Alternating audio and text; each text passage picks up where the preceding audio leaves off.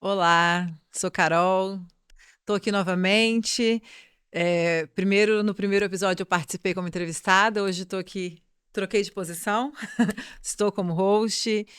Bem-vindos a mais um episódio do nosso podcast, é um projeto que a gente está muito feliz de fazer. E sou Carol, como eu já me apresentei no último episódio, sou psicanalista lá do Instituto Equilíbrio, sou professora. Hoje estou aqui com a Nanda. Antes de começar, eu queria agradecer os nossos patrocinadores, a Inovedu, o Instituto Equilíbrio e a Somos Mais TV. Então, já quero pedir para vocês se inscreverem no canal da Somos Mais TV lá no YouTube, seguir os Instagrams, os outros Instagrams também dos nossos patrocinadores e que nos proporcionam de estar aqui dividindo tanta coisa bacana com vocês. Então, vou começar apresentando a Nanda, quer dizer, ela vai se apresentar. E aí, amiga? Minha amiga maravilhosa. Oi, gente. Eu sou a Nanda Costa. Sou psicóloga clínica e hospitalar, sou psicanalista. Também trabalho no Instituto Equilíbrio, né? Junto com a Carol, Minha junto com a parceira. Rosa, sempre. E acho que eu tô animada pra poder falar do tema que a gente vai falar hoje, que é algo que eu falo sempre, né? É um assunto muito frequente. Sim. E falar aqui também que Nanda, eu e Nanda, a gente foi amor à primeira vista, sabe? Conheci a Nanda ali, não sei se pra ela foi, mas pra mim foi. E aí a gente. E uma coisa bacana, né, desses temas e da gente lá do Instituto Equilíbrio é que estando em lugares onde a gente consegue estar sempre em pares, esses temas estão sempre presentes, Sim. né? Eu sempre falo, né, que a gente que cuida de gente tem que entender de gente. Né? E a Exatamente. forma da gente conseguir construir esse saber é se atualizando, né? Sempre estudando, sempre debatendo, sempre, enfim, buscando um lugar e acho que juntos, né? Em conjunto, isso fica muito mais fácil. Sim, exatamente. Acho que é o que faz a gente crescer. Então, hoje, para a gente começar, eu vou começar lendo alguns dados aqui, e aí a gente vai trazer o nosso tema de hoje. Vou botar meu óculos, gente, porque eu cheguei no momento em que não é mais possível sem ele. Então, eu vou ler aqui uns dados revelados pelo Atlas da Violência 2024. Que mostram recortes da violência de gênero preocupantes e em crescimento no Brasil. Apesar de índices de homicídio de mulheres terem apresentado queda a partir de 2020, a cada 46 minutos uma mulher sofre ataque sexual no Brasil e a maioria das vítimas são meninas na faixa de 10 aos 14 anos. Entre a população LGBTQIA, o número de agressões físicas e psicológicas subiu quase 40% em um ano. Nessa comunidade, mulheres trans foram 66,3% das vítimas. Agressões físicas e psicológicas contra a população LGBTQIA, no Brasil, aumentaram entre 2021 e 2022, em especial entre jovens e negros. Mais uma vez, a maioria dos agressores, 70,9%, é composta pelos homens. Em 2022, de acordo com o levantamento, 8.028 pessoas LGBTQIA+, foram registradas como vítimas de violência. O aumento foi de 39,4% em relação ao 2021 e contabilizou uma média de 22 casos por dia. As mulheres foram vítimas em 67,1% dos casos, quase o dobro do número de homens. No total, o perfil racial das vítimas é majoritariamente de pessoas negras, seguidas por brancos, amarelos e indígenas. Então, 55,6% de pessoas negras, 39,2% brancos, 1,1% amarelos e 0,7% indígenas. Na comunidade LGBTQIA+, as pessoas identificadas com o gênero feminino foram as principais vítimas. Mulheres trans representam 66,3% dos alvos. Então, trouxe alguns dados aqui que são tristes e preocupantes. E para falar que a gente está aqui para conversar um pouco sobre violência de gênero. Uhum. E aí eu queria deixar você falar um pouco do assunto, para Certo. começar. Uhum.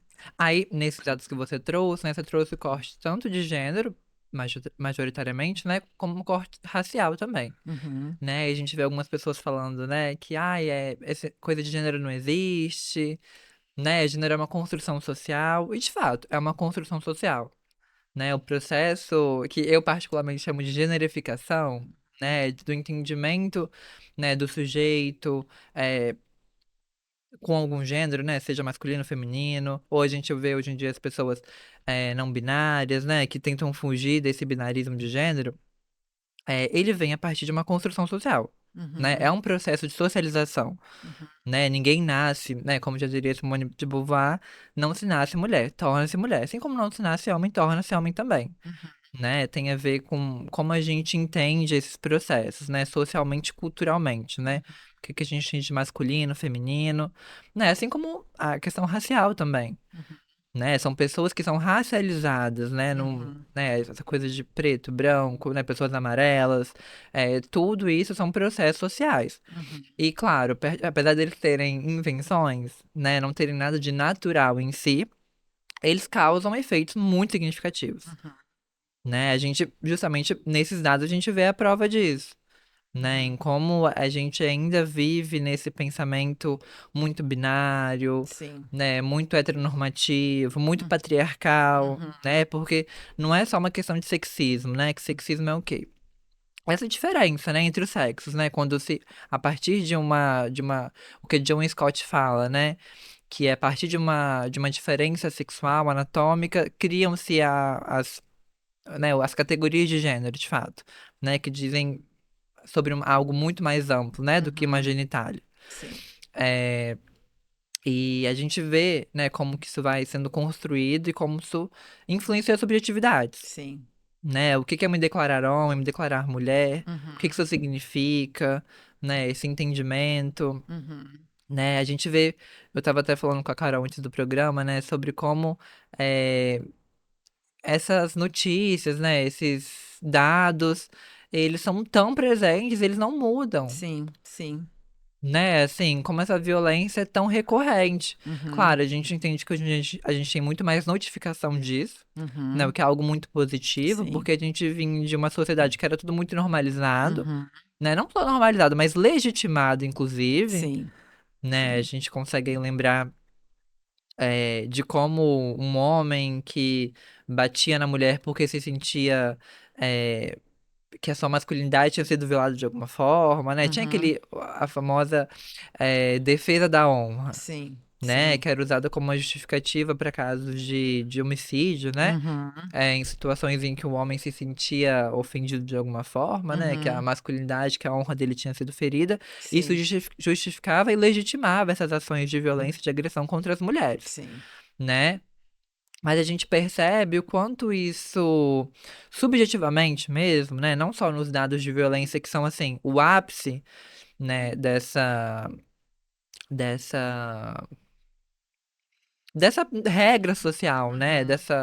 dessa norma cultural, né, de como isso é visto na sociedade, mas também tem muitos aspectos subjetivos, Uhum. né, nos relacionamentos, por exemplo, a gente entende, né, se a gente for entender estruturalmente mesmo, assim, né, o que que é ser mulher, o que que é ser homem, né, a Simone de Beauvoir, quando ela lança o segundo sexo, ela tá falando justamente disso, né, que a Uhum. mulher é o outro do homem, né, Uhum. essencialmente.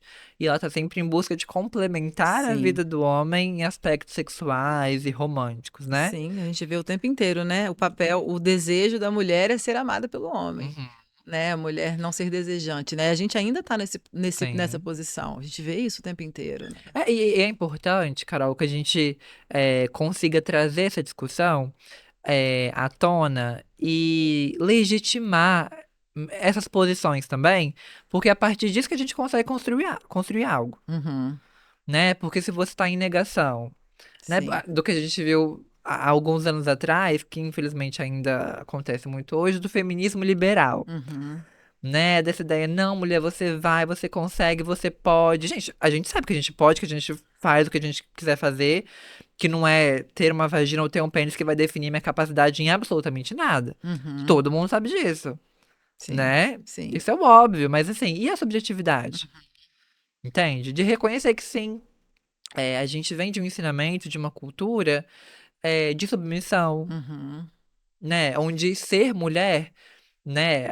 Hoje em dia estão falando muito da energia feminina e a energia masculina. Nossa, eu Sim. fico pra morrer quando eu Eu ouço também, isso, gente, meu pra Deus. morrer. Pra morrer. Não, e aí mulheres, não, porque eu quero um homem que tenha energia masculina, que seja Uhum. másculo, né? Uhum. Porque as mulheres estão feminilizando os homens. Uhum. Ai, enfim, esse discurso péssimo, né? Uhum. Mas enfim, apesar da gente reconhecer toda a problemática dele, Uhum. é importante entender de onde ele vem. Sim. sim, né? Não dá pra gente simplesmente devolver esse julgamento com mais julgamento, claro, né? Até concordo. porque, assim, de uma certa forma, impacta todo mundo, Uhum, né?